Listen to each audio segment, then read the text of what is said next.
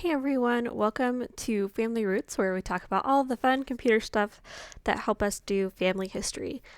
So in today's video, we're going to be going over how to request family names off of Family Search to take to the temple. So this could be really fun. And I just want to go through a few different ways to do this. So I am on Barbara Stoll's her profile page. If I were to go over to Ordinances, I could come over and hit the request button, and it will show me all the ordinances that I can request for her. And it would just be for her, maybe for her and her parents, for her self-to-parent sealing, and then also for her and her husband for her spouse-to-spouse sealing.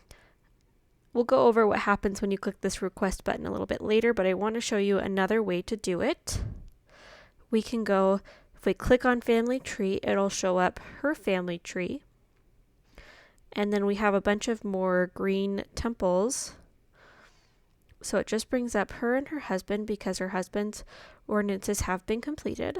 If we go up to her parents, we would be able to request her parent sealing after we figure out a little bit of information for them.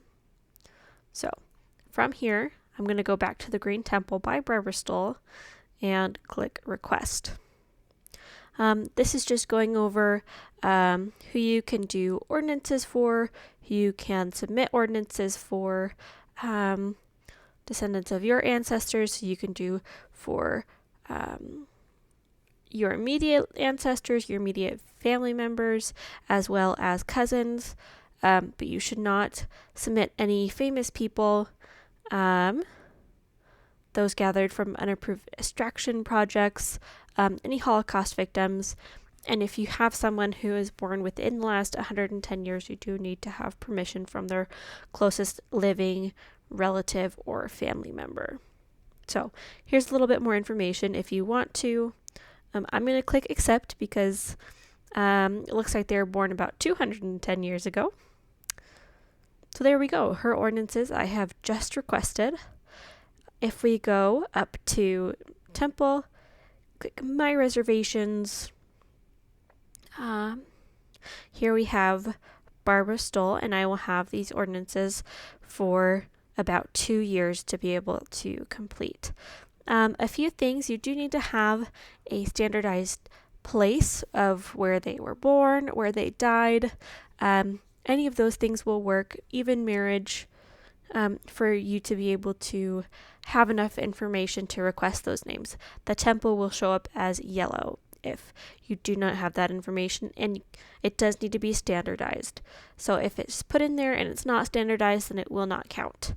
You can also not have any invalid characters within their name.